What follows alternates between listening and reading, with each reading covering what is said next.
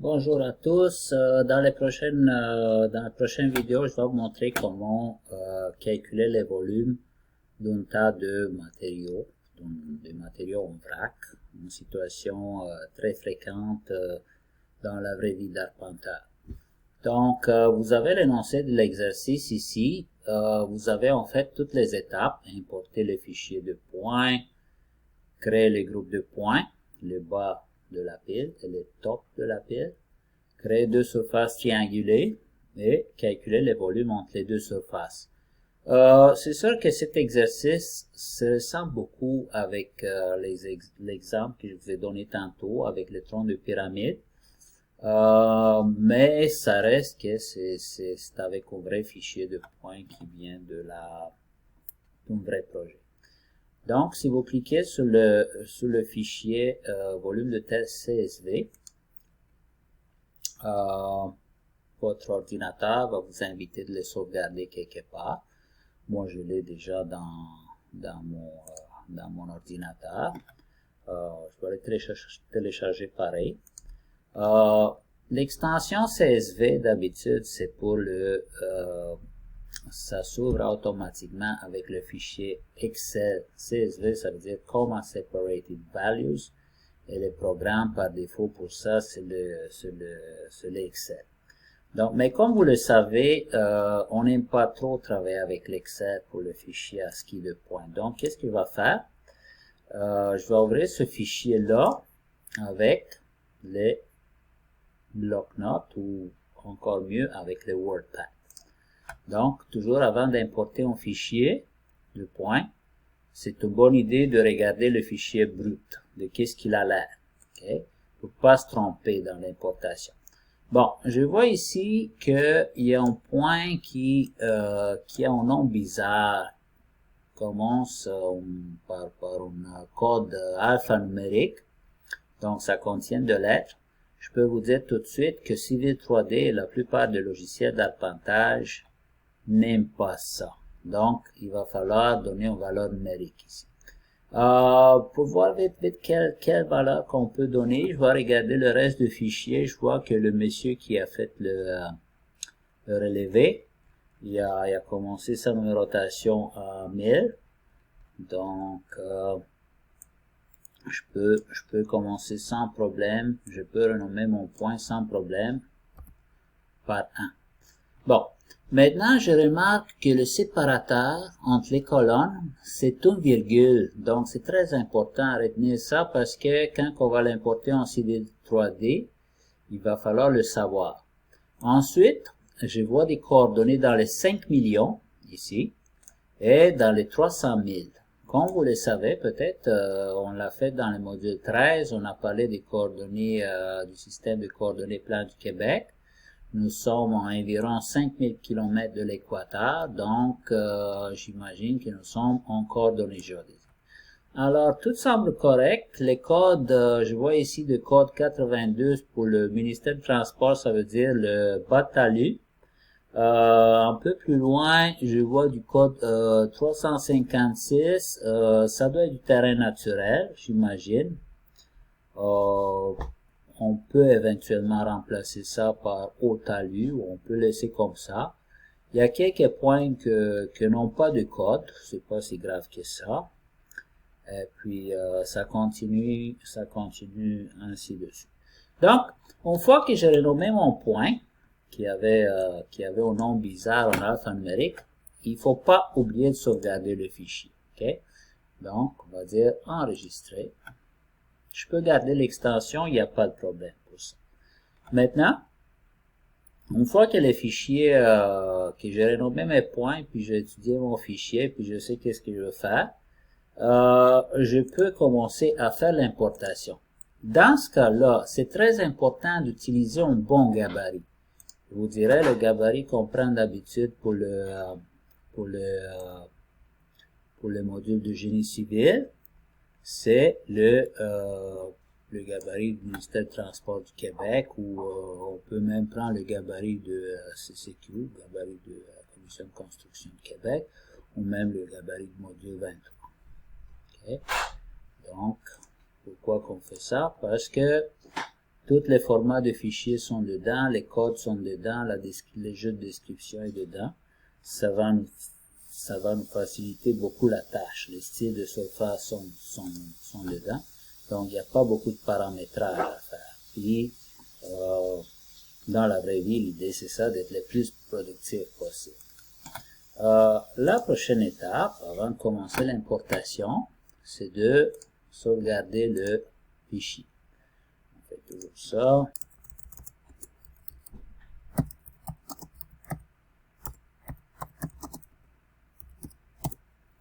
J'ai loadé mon fichier. Maintenant, je suis prêt à importer mes points. Donc, il faut s'assurer que qu'on a les bons formats d'importation. On va dans le menu points, importer, exporter points. Nous, on est dans l'importation, donc on veut ramener les points dans mon dessin. On va choisir l'option importer points. On va chercher notre fichier sur mon ordinateur.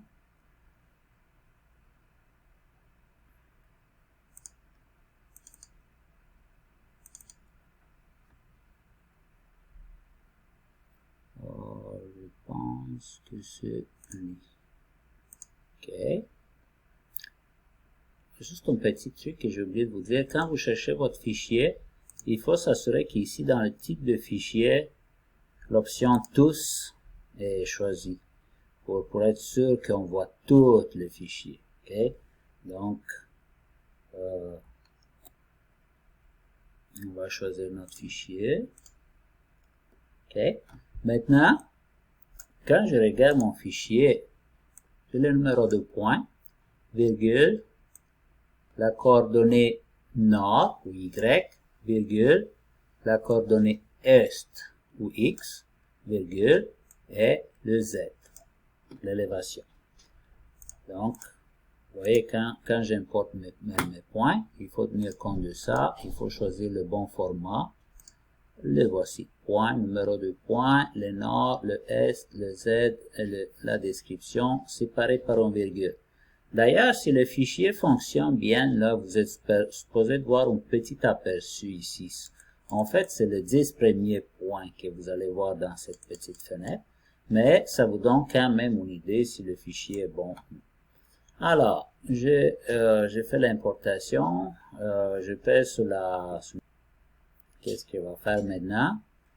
Je vais regarder qu'est-ce que ça a l'air m'enlever. Pour zoomer sur le point, vous pouvez cliquer 2 fois sur la roulette du souris.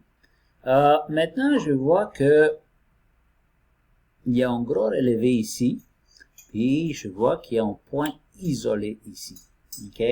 Donc, qu'est-ce qui se passe avec ces points-là? En fait, le levé a été fait par GPS, puis le point numéro 1, il a servi de base. Donc, on a installé la base GPS. Qu'est-ce que je peux faire? Je peux soit l'effacer, j'ai pas vraiment besoin, soit je peux le garder puis ne pas l'utiliser. Pour la facilité de l'exercice, je pense qu'il va l'effacer. On va le supprimer. Et comme ça, mon zoom étendu fonctionne très bien. Bon, maintenant, je vois qu'il y a quelques erreurs de codification ici. J'ai des arbres. Je ne sais pas pour quelle raison, mais c'est pas si grave que ça. Qu'est-ce qu'on va faire? On va relier tous les points qui ont été pris au bas de la pile de terre. Donc, on va regarder un peu les codes, puis on voit que de point 1000 à 1140, c'est du code 82. Ça veut dire le bas de talus. OK? Comment on va faire ça? On va le faire facilement, soit avec la commande polyline 3D, soit avec la commande ligne, soit avec la commande ligne caractéristique du terrain. J'ai pas vraiment besoin de break line, de ligne de rupture, c'est juste pour le visuel. J'ai besoin d'une petite ligne pour voir les limites du temps. Donc, comment vous faites pour dessiner une ligne par le numéro de point? Soit vous le faites à partir d'ici, trait de ligne, par intervalle de numéro de point. Okay. vais l'écrire comme ça, de 1000 à 1141. Okay. Vous voyez, ça se dessine tout seul. Soit l'autre façon de faire, c'est d'écrire la commande ligne apostrophe pn pour l'anglais point number, puis lui donner l'intervalle. Okay. Ça fait exactement la même chose. Donc, bon, on a importé les points, on a un petit visuel de notre projet. Maintenant, il va falloir séparer les points. Qu'est-ce qui est le fond et qu'est-ce qui est le top. Donc, pour ça, il va falloir créer deux groupes de points. Alors, je m'en vais dans le menu points, groupe de points. Il y en a déjà beaucoup qui sont définis. Ça vient avec le gabarit. C'est pas grave, on va créer d'autres. Donc, on va créer un nouveau groupe qui s'appelle bas pile. Et dans ce groupe-là, nous allons, par inclusion, on va inclure. C'est pas toujours une bonne idée, mais dans ce cas-là, on va l'appliquer. On va créer le groupe par critère de nombre de points. Donc, on a commencé à 1000, on commence à 1000 et on finit à 1141.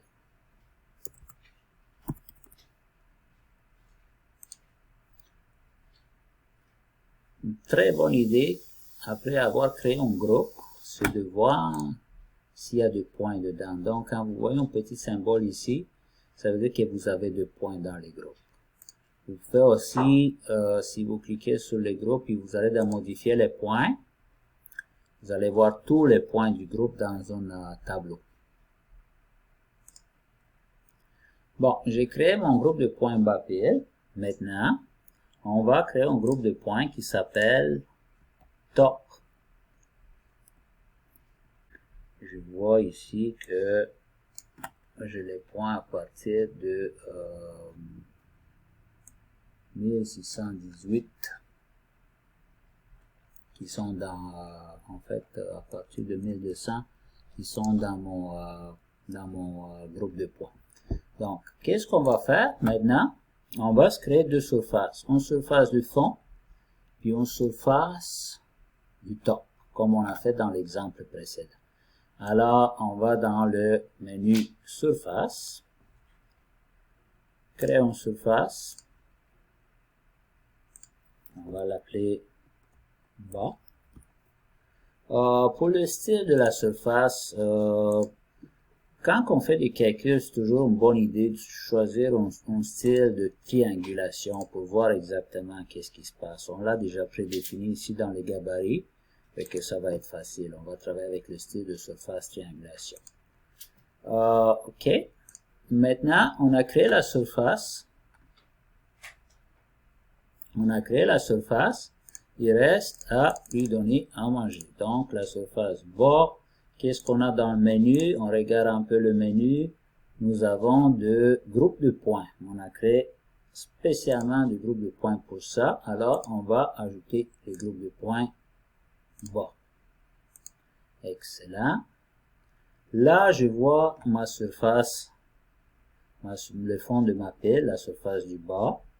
Je peux la visualiser en 3D. Donc, je peux sélectionner ça et faire visualiseur d'objet. Je regarde, il est assez plate là, donc c'est vraiment le fond de la pile.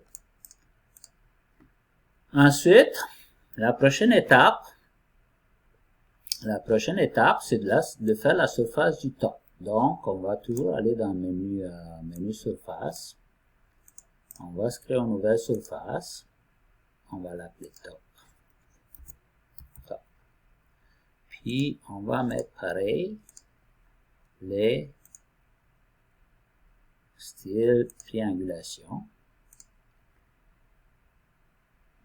OK. Et puis, il faut voir qu'est-ce qu'on va lui donner à manger. Regardez qu'est-ce qui se passe. Je fais une erreur exprès. juste pour voir qu'est-ce qui peut se passer quand on fait de calcul de volume. Donc, si je donne à ma surface le groupe de points, je lui donne à manger mon groupe de points qui s'appelle le groupe de points top pile. Okay, vous vous souvenez, dans ce groupe de points-là, j'ai inclus tous les points, sauf les points qui font les contours de la pile. Okay. Là, regardez qu'est-ce qui se passe. Coupe rapide.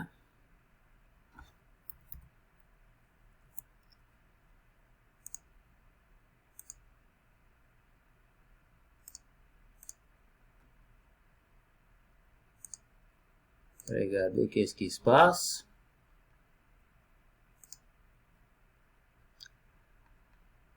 J'ai ma surface du top. J'ai ma surface du bas. Les deux surfaces, ils se touchent pas. OK? Donc, qu'est-ce qui peut se passer? Il peut y avoir des erreurs très importantes dans les volumes. Alors, l'erreur que j'ai faite, c'est que je n'ai pas inclus tous les points où en fait les contours du bas quand j'ai créé ma surface du top. Donc, je reviens dans ma surface top et on va rajouter les groupes de points, le bas de la pile ici. C'est bon? C'est sûr que le profil que j'ai ici, c'est un profil temporaire, donc, ça a fonctionné. Regardez, maintenant les deux surfaces, ils se touchent. Donc, je vois qu'ils se touchent. Alors, on est prêt à calculer les volumes. Donc, vous voyez, j'ai déjà plein d'affaires sur mon écran. J'ai ma surface du top, j'ai ma surface du bas. C'est très, très dur à faire la distinction. Probablement qu'on va avoir une autre surface de calcul pour le volume. C'est peut-être mieux de changer un peu l'apparence de ces surfaces-là. Donc, on va mettre la surface du top. On va choisir un autre type. Mettons, on va mettre ça à courbe de niveau 1 mètre et 5 mètres. Et puis, la surface du bas, on va laisser tel quel. Donc, je vois bien mes deux surfaces. Maintenant, qu'est-ce que je vais faire? Je suis prêt à calculer les volumes. Donc, on va dans surface, utilitaire, tableau de bord de volume. On clique sur une nouvelle surface différentielle. On va la nommer volume. Pour le style ici, par exemple, comme je disais dans la vidéo précédente, moi je préfère de le mettre en invisible. Invisible. On va laisser en invisible. La surface de référence, ça va être la surface du bas. Et la surface de comparaison, ça va être la surface du top. Là, je suis prêt à exécuter le calcul volume. Je vois que j'ai un remblai net de 39 434 mètres cubes. Je suis prêt à imprimer mon rapport.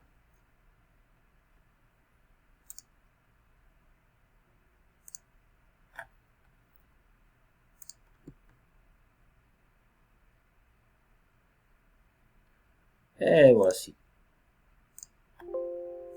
C'est ça qui